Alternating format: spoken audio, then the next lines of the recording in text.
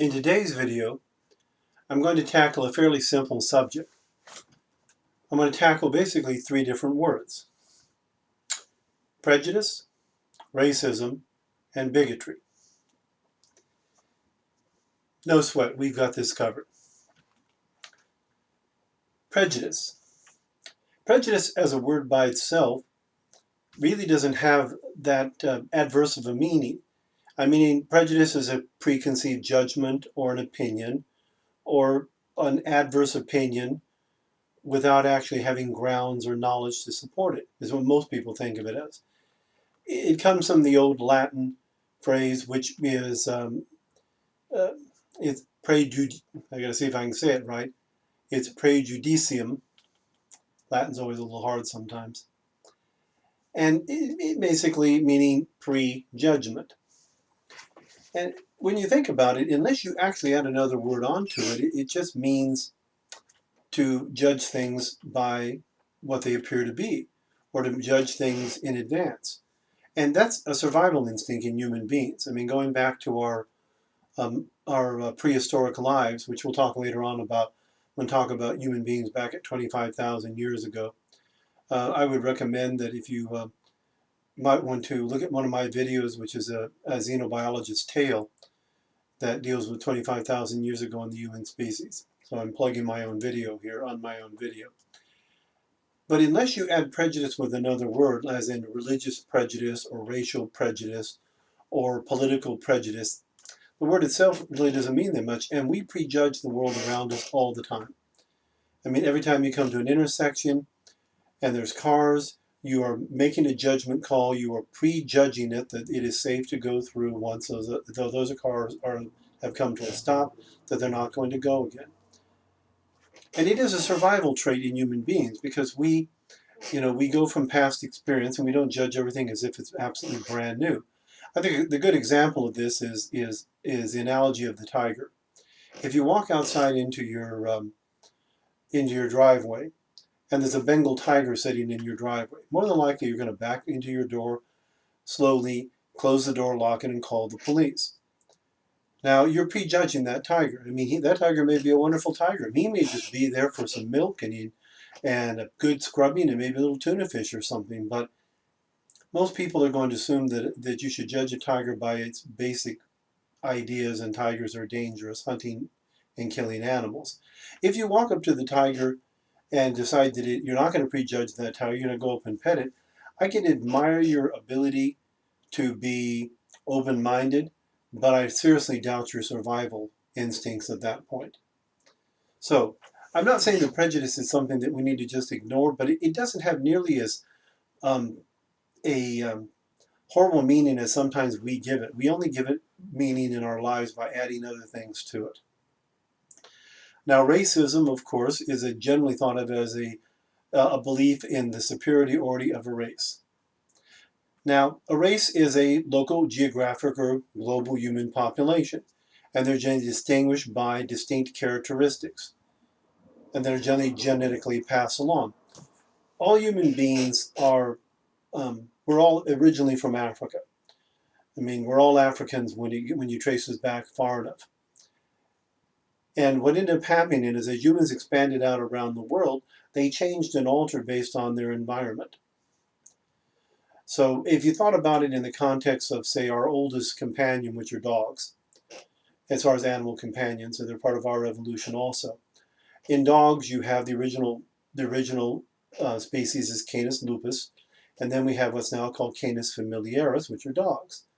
And then within dogs, you have everything from Irish wolfhounds to Great Danes to Pekingese and Chihuahuas. And those are all breeds. They have been bred specifically for the purposes for work or for environmental conditions or for various things humans have wanted to that have bred them in certain ways. Sometimes it's been random breeding that's got there with environmental factors. Sometimes it's been specific breeding. Now, human beings, we're all Homo sapiens. We're all the same breed. If you peel off the first couple layers of our skin, I mean, I don't get a Hannibal Lecter here on you, but we all look the same. You have to be a forensic pathologist to be able to tell the difference between humans at that point.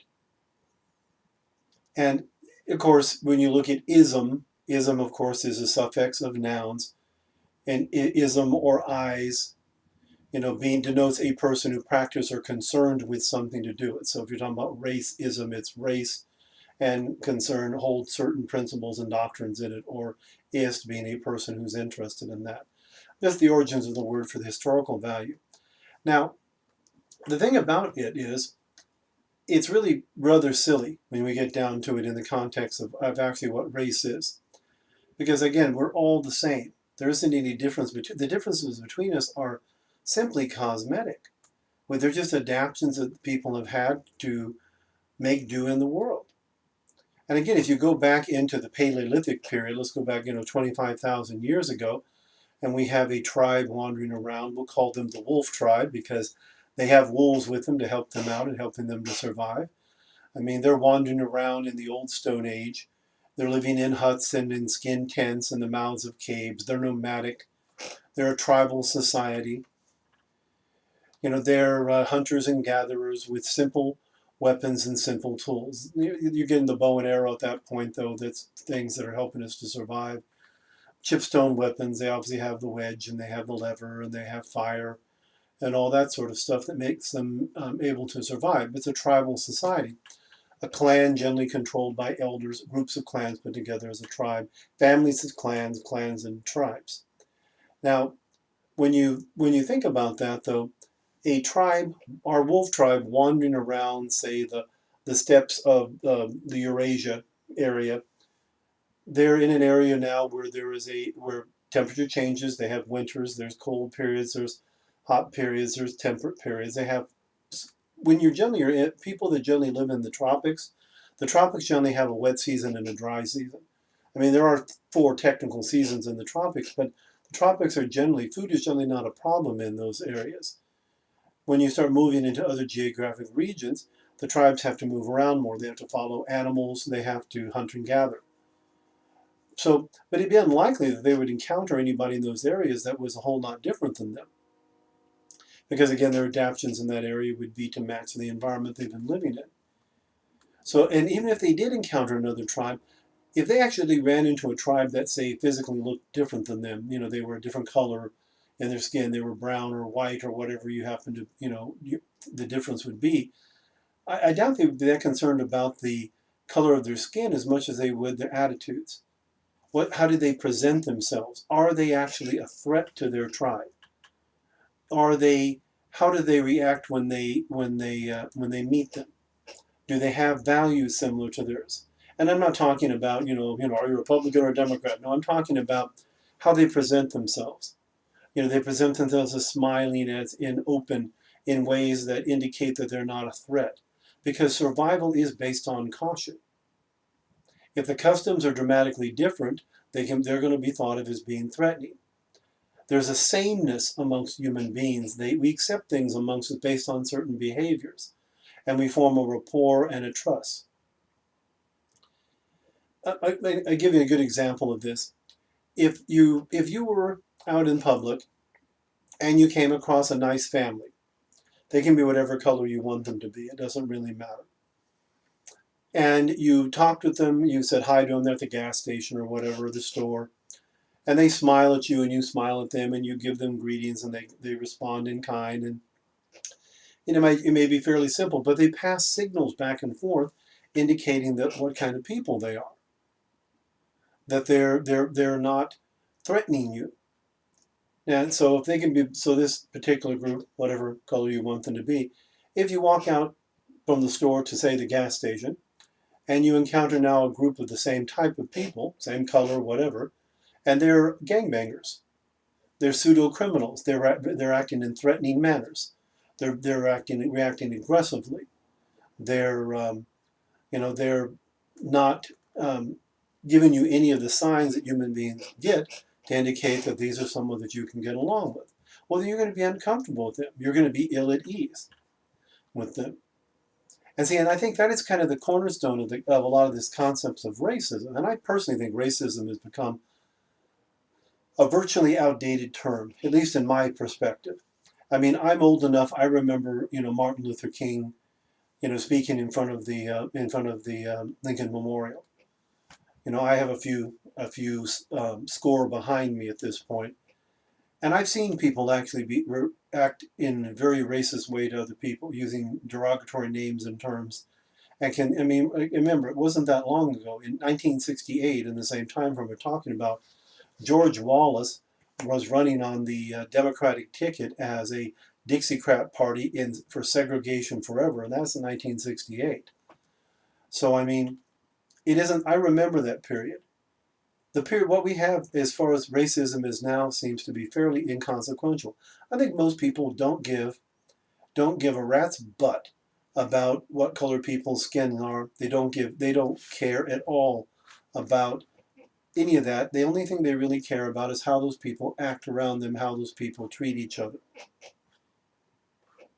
You know, everyone is going to be uncomfortable again at a purely instinctual level with anything that is very different. I mean, you can see that if you've ever been around. I mean, I've been around babies, and if their father doesn't have a beard, and I come up with this big white beard, I mean, babies, black, white, whatever, they're just enthralled, and the first thing I'm going to do is come up and grab you by the facial hair, and that's okay. I don't mind it. You know, that's one of the reasons I keep a beard, and something for babies to play with. But anyway, but it is the idea. It's just something totally new to them, and when something is new like that, people are going to be apprehensive. They're going to have to get adjusted to it. But if you take that out of the way, the racism that I see today in the world, I think, is virtually gone, except in the minds of those who profit from it. For those who use it toward an agenda, the media, the government, politicians, and of course race hustlers. People who make a living on making people unhappy. People who make a living by telling them that they cannot get along with everybody else because they're victims of racism and everything in their life is being held back at them because of whatever racism you happen to see. I mean, I used to work for the enabler office at Fresno City College when I was getting my education, which dealt, of course, with students with disabilities. And I've seen horrible disabilities in people. You know, people that are totally blind, paralyzed from the neck down, still coming to classes. You know, I would teach blind students the campus, walk around with them to help them find the physical landmarks. And when you look at that and you go, how can your life be so hard if you're a particular color or a particular religion or whatever, when you're dealing with somebody who has lost their sight, somebody who's in a power wheelchair because they have a broken neck and they're still coming to school? I mean, I'm sorry, those people would probably have no problem being, painted a different color and being allowed to walk or see again. I mean, we are rather foolish about this when you get right down to it. It is ultimately race is totally insignificant. It's culture that's the issue. You know, if you come across as a nice person interested in human beings, you can always find common ground with somebody. But if you decide you're going to be a jackass, well, then you're a jackass. And the thing about jackasses is, jackasses can be brown, jackasses can be black, jackasses can be white. And there's, of course, a very interesting analogy, of course, in all of human prejudice. You know, it doesn't matter what color you are, you can still be a jackass, or you can also be a good person. Anyway, now the part that's a little harder to deal with is bigotry. Bigotry doesn't have to have racism. People say, well, all racists are bigots and all bigots are racists, and that's not true. Bigotry is a strong, unreasonable belief. They're a person who does not like people who are different from their beliefs and have a different way of life. Now, you can have bigots that are racial bigots, and I mean, you've got the Klan, and for what little of it's left. I mean, I remember in my lifetime when the Klan marched through Chicago at thousands strong at one parade, and now there may be a few thousand in the whole country. 0.01% or something of the population. The other bigoted organization that's trying to shut down free speech and trying to have big government and stuff is, of course, Antifa. Antifa and the Klan are both bigots because they have unreasonable beliefs and they do not want people to oppose them. It's interesting when you look at them carefully. These bigots are both Both want big government, both want to regulate what people can say, both want to shut down any argument or discourse against them. I mean, it doesn't take a a genius to figure out the fact that just because, how is it different from wearing a white hood and wearing a black ninja mask or whatever, like these, like Antifa? Oh, well, they're after fascists. Well, they don't, considering they're acting like fascists, that's an interesting term. Most of them couldn't even define the word, but that's another matter. I'm just pointing out that bigots on what is the left, bigots on the right, but that, which is also nonsense too, because what happens with bigotry is this: Antifa and the Klan are like that. They may have started walking in different directions, but they ended up in exactly the same place in the end. It's just different perversions of the same theme, which is horrible. Thank you for watching my video. I have a few last thoughts I'd like to leave you with. The world that we live in now, I'm going to go back to the preaching and the teachings of Martin Luther King. Martin Luther King wanted to live in a world where that people would not be judged by the color of their skin, but by the content of their character. And that's what I'm actually talking about, that you need to judge people by the content of their character, how they act, how they react, who they are, not what they look like. Okay? I think Dr. King would actually look at the world around us and for the most part would probably think we've made incredible strides in the amount of time. I see that. And he is a product of my time frame also when I was a young man.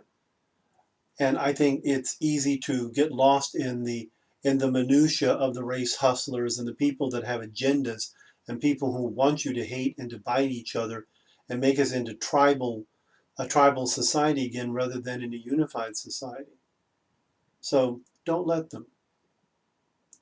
We've come a long way in the last 50 years, and all we really need to do to finish it is simply judge people by the content of their character. Thank you very much. We'll see you next time. Bye. If you wish to join the quest for knowledge, the battle for truth, please hit the like button, recommend my channel to others, and of course, subscribe. Thank you kindly.